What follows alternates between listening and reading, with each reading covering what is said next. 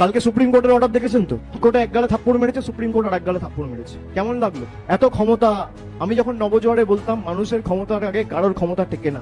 যত বড় নেতা ভাবুক নিজেকে, দেশের প্রধানমন্ত্রী হোক, রাষ্ট্রপতি হোক, কোন প্রদেশের মুখ্যমন্ত্রী হোক, রাজ্যপাল হোক, কেন্দ্রীয় মন্ত্রী হোক, মানুষের ক্ষমতার আগে কারোর ক্ষমতা টেকে না। আমরা গেছিলাম দিল্লিতে বাংলার অধিকারের লড়াইয়ের স্বার্থে, বাংলার পাওনা চাইতে, বাংলার প্রকৃত প্রাপ্য চাইতে। টেনে হিচড়ে আমাদের বার করে দেওয়া হয়েছিল কৃষি ভবন থেকে। কে বার করেছিল? অমিত শাহর অধীনস্থ দিল্লি পুলিশ।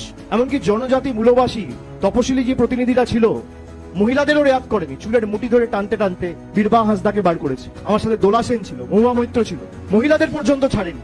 আমরা বলেছিলাম যে হয় আমরা এই লড়াই দিল্লিতে নিয়ে গিয়ে জমিদারদের বোঝাবো যে বাংলার ক্ষমতা কত ধানে কত চাল, আর না হলে বিকল্প অর্থের ব্যবস্থা করব। আমাদের সরকার প্রায় 59 লক্ষ প্রকৃত জব কার্ড হোল্ডার, যাদের টাকা বাকি ছিল 2024 সালের ফেব্রুয়ারি মাসের, প্রত্যেকটা লোকের ব্যাংক অ্যাকাউন্টে টাকা ডাইরেক্ট ব্যাংক ট্রান্সফারের মাধ্যমে টাকা পৌঁছে দিয়েছে।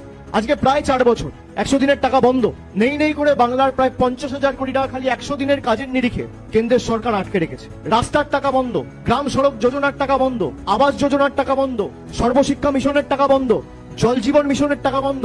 বাংলাকে ভাতে মারবে। বাংলা ও বাঙালিকে কিভাবে